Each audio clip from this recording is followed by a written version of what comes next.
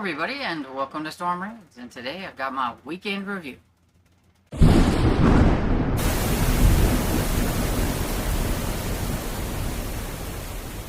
Okay, so the weekend review is basically kind of an overview of how I did the past week. So this is going to be from the 1st through the 6th.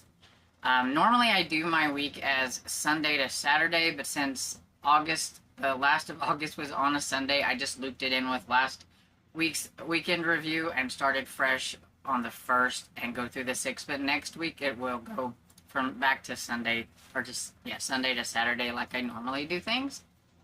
And I did manage to read quite a bit. A lot of it's because it was middle grade reading and everything. I am participating in the Everbloom Academy, and I was trying to make some of the prompts, middle grade books fit the prompts, because it's kind of a middle grade readathon. It's based on like a middle school academy, so I did try to, but sometimes I had to put some adult books in there and everything, but that's why it's got like that. And I'm doing my seconds in September, or kind of like what somebody said, sequel September. It's kind of the same thing, but reading that book too and things like that. So I got a few of those in here, and I even had one DNF. So I mean, it was pretty eventful last week. So what I read was Be Careful What You Wish For by R.L. Stine. This was number 12, I believe, in the original Goosebumps series. And it was pretty fun. It's about this girl who's being kind of picked on by some of the bullies in the school. This one girl especially is always calling her that her last name is Bird, so she's telling, that the bird needs to take a flight and things like that. And it's just not very nice. And she just really wishes that she could do something really mean and just kind of get rid of her or whatever. And she ends up getting some wishes granted by this lady that looks, a little strange and everything. But she said she wishes that she could be the best on the basketball team. And she's horrible at basketball. So she thought when she wished to be the best that the wish would make her be really good, and so that she would look better than everybody else. Well, she did look better than everybody else at the time, because the wish made all the good players look bad. They were sluggish and slow and tired. They weren't doing well. They weren't feeling well. So even though she was bumbly and not very good at basketball, she still looked like the best person on the team.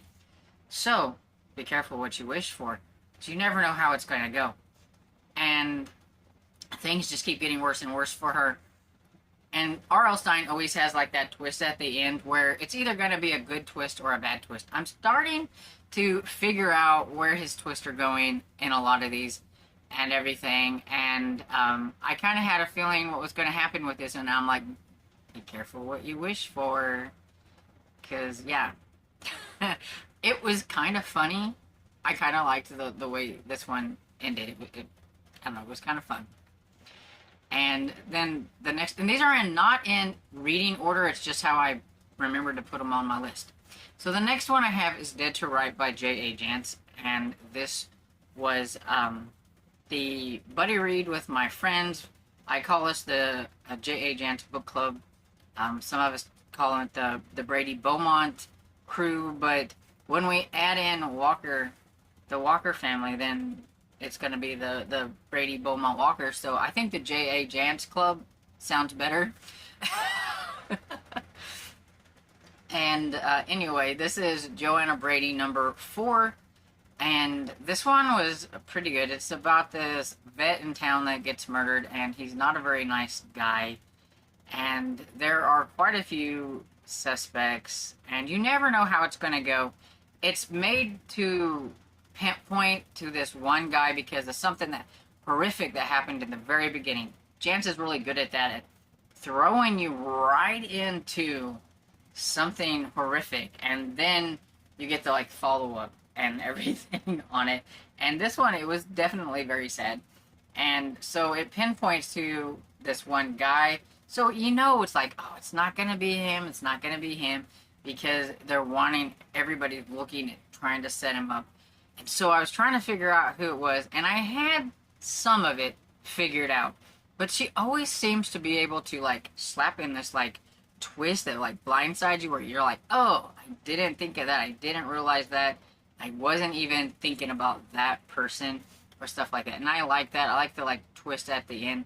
I almost thought she was going to send it in places that I didn't think it was going to go. But then it righted itself, and then I was like, okay.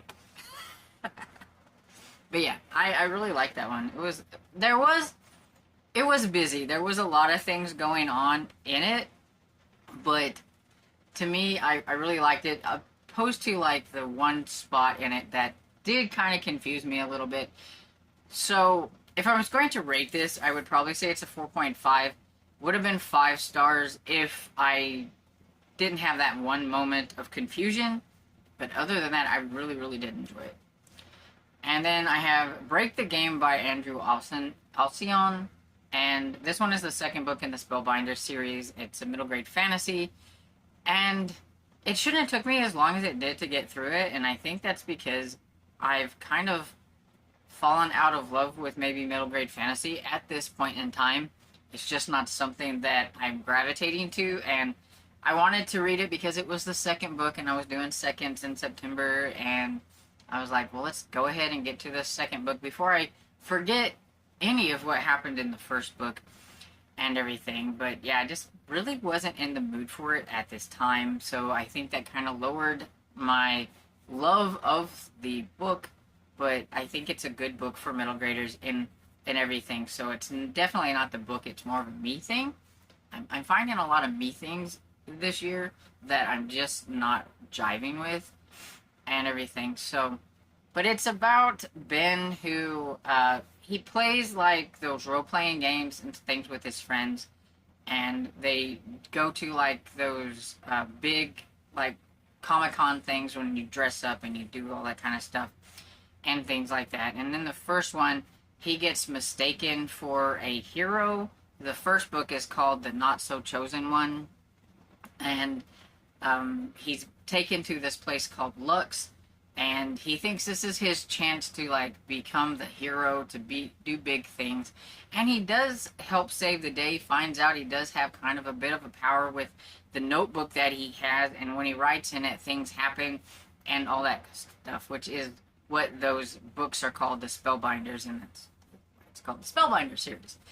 And in the second one, he's back in normal, everyday kind of, the normal world, and he's gotten a little bored, and he still thinks that he's not really the hero. His friends all had all this stuff going for him, and he still doesn't really think he has a lot going for him. His father doesn't talk to him. So he's like left and never came back, and he has no clue what happened to his father and why he's not communicating with him. So, he's dealing with those kind of things and everything. And a lot of that stuff is going to be what spurs on the things that happen in the second book.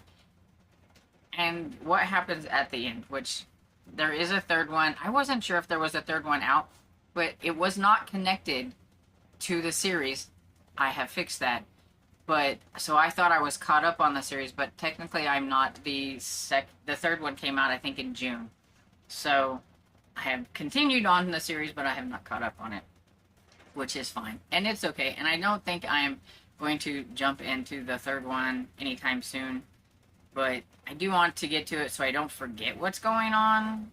And because I am curious about what's going to happen. But it needs to be when I'm just feeling like I want to read a middle grade fantasy and not trying to push myself to do it.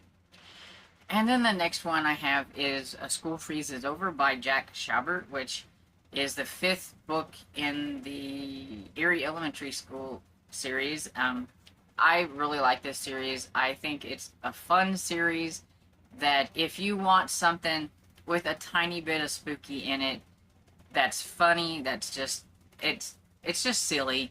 Because, if you think about what they are doing to protect the school and what is going on within the school, it's really outrageous and everything. Like, there's this one part where he's the only one that had skates, and they needed to skate across this place that had been frozen over. and so he ties like a scarf or something around him, and he is skating, and his friends are holding on in the back and everything, and it's like, really, he is pulling his two friends through that on skates, and it's like, I don't really see that actually happening. And they weren't falling down or anything because they didn't have skates on. And so it's just got some like outrageous kind of silly things. But it's about Erie Elementary was created by Orson Erie, and he uh, wanted have mortality, and so he is the school, and he is not a nice person, and that's why these things happen.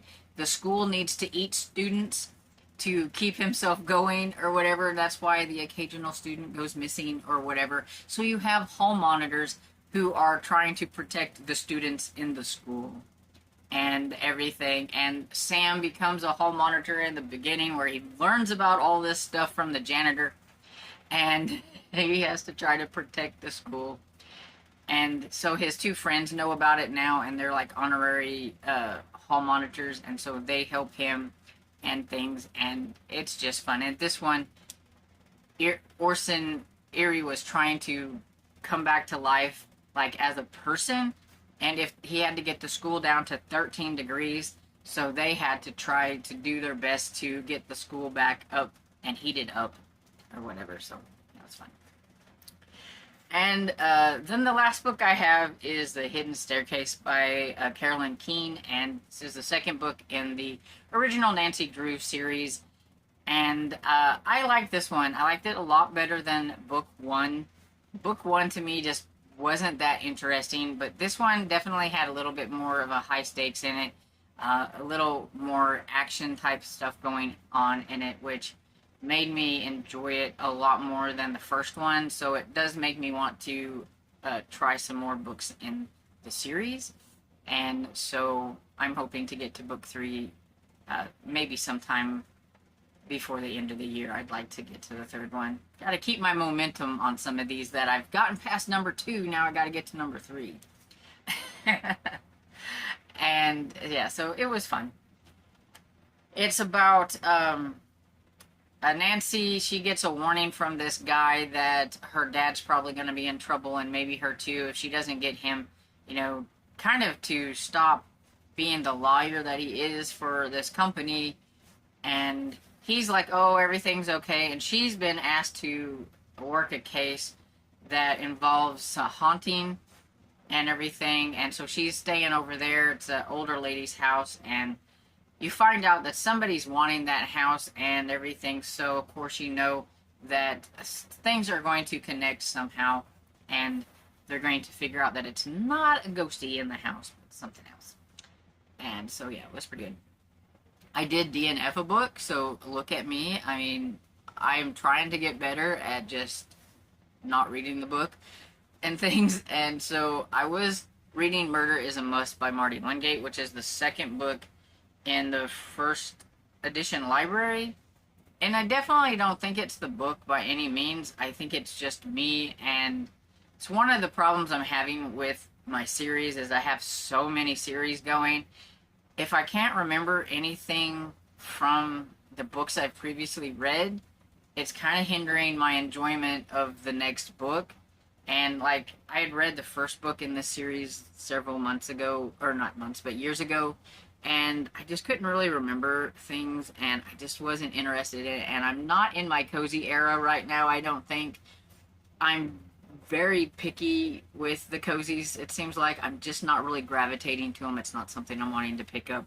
But I was wanting to try number 2 because it is, seconds in September and trying this and everything. But I just gave up. I put it on my DNF list, but I also put a caveat of if sometime in the future I want to try it again, I need to just go back and read number 1 and then read number 2 and then number 3 because it's only a 3-book series and everything. And I like Marty Wingate, so it's definitely not the book or the author. It was just me. And boy, have I rambled on a lot about books, so I need to move on. So what am I currently reading? I am currently reading The Unholy by Heather Graham, and this one is really good. It's part of the Crew of Hunters. It's number 6, and I am really enjoying it. And then I have Murder in Bloomsbury by D.M. Quincy, and this one I'm not enjoying as much as The Unholy. I'm trying. It's the second book in a 3-book series as well. And it's been a few years since I read the first one, and I'm having a little bit of the same problem I had with Murder is a Must, is I just don't remember the characters well enough to be interested in what is going on. So, I don't know if I'm going to continue on with that one or not. I may have to put it to the side and DNF it for now and then do the same thing. I'll have to start over. It's a historical mystery, and in theory, I should really enjoy it. I just, maybe I'm just not in the mood for it. I don't know. But we're still giving it a try. I think I'm only like 20% into it. But I will keep going, and, you know, I may put it to the side. I don't know. Then I have Murder in the Scottish Highlands by Lydia Travers. It was one of my, like, behind-the-scenes books, but I need to get it done now, so it's not behind the scenes anymore. It's right there. And my problem with this is I don't like the main character, and I would probably not even finish it, but I am doing a blog tour, because I do have a blog. I don't do a whole lot on the blog, but these kind of things and everything. But I like I've said before, I like Bookouture, and this is one of the ways that I get some of the books that I'd like to try is from NetGalley, but usually it's on a tour where I have a set time that I have to have it done. Then it starts to feel like homework, especially if you're not really enjoying it as much as you could. It's not that it's a bad book, and I think it's, like I said, it's more of a me thing and cozy mysteries, but I'm just not liking the main character very much. I really like her lady's maid more than anything, and I like the inspector, and that's why I'm enjoying it as much as I am, which is not really all that much, but maybe like a 3-star and everything. But even, I mean, like, there's things that she does that she thinks she's like the best detective ever. Like, she is just great. She thinks she's better than the inspector, but there's these certain little things that she doesn't even pick up on. And I'm like, come on, world's greatest lady detective. Detect. So I feel like I'm getting a little smarmy and a little bit sarcastic with the cozies and the amateur sleuths, which is why I really think that I'm just not in my cozy mystery era at the moment. I still have ones that I enjoy because they're favorite series and things like that, but when it comes to like a newer series, like this is the second book in the series and everything, that I'm just not really having a good time. But yeah, so that's what I'm currently reading. And so a few people that I recently watched. I don't have anybody this go around that's not a booktuber. I went ahead and just picked 4 booktubers, and so I have the Danish Readaholic. I watched her September TBR. She had a little game that looks like it's based on animated movies and everything, which was kind of interesting. And then I had Sarah's Nightstand. Now, she's doing this new thing called the NetGalley Files, which really is something I need to do, and I think that's why I watched it. I wanted to see what she was doing, but I think mine's going to be called the ARC Files, because I do have NetGalley, but I also have Edelweiss, which I have some arcs and things from, e-arcs, and so it's not necessarily just NetGalley and everything. I've been thinking about doing that next year, trying to make that a priority and stuff, so I was curious to see how she's doing it. She is doing like vlog where she does like 3 books and everything, and so it might be something that I try to do next year. So I was just curious about her series that she was doing. And then we have Mr. Pearson Talks Books, and he is a middle grade teacher, and so he reads middle grade books, but he reads adult books as well. But he had a video about 4 middle grade books that he can't wait to read, and so that was interesting to see the books that he was on his radar. And then I have a kind of a newer booktuber, or one that just, I don't know how new she is, or if she's kind of on and off. Maybe she has done videos, but she only has like 35 subscribers, so I consider her a newbie. And I watched her August wrap up, and her name is Violet Cat. I guess I should tell you what that is, you know, the name of her channel. That works. But anyway, I met Violet because I watched the Bargain Counter Argument, and she was doing a live with her, and they did a book exchange, and so they were opening their book box or package or whatever and showing everybody what they had gotten and things. And I noticed she had a lot of category romances behind her, and so I was talking to her about like that. She like really likes category romances, and so I was like, hey, do you have a channel? Because it sounded like they were talking about her showing some things, and she like, yeah, she had a channel. So I went and subscribed to her channel and everything. And so maybe if you guys are interested in any like category romance stuff, and she does, I think, read other things, but you should go and check out her channel. And what did I watch? Not a whole lot of anything. I watched so much stuff in August that I think I'm kind of watched out. Though I did see that the OG Lake Placid is now on Tubi.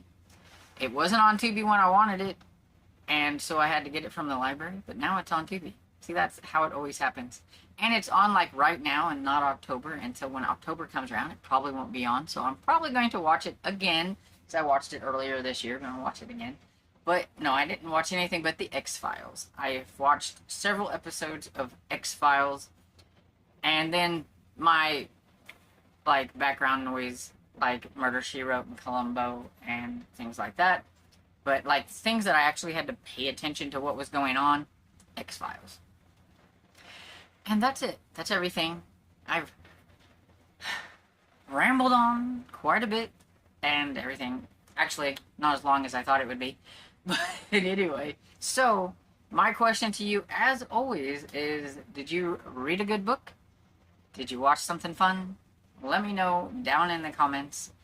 And I hope you enjoyed this video. And if you did, please give it a thumbs up and subscribe. And I will see you all in the next video. Bye.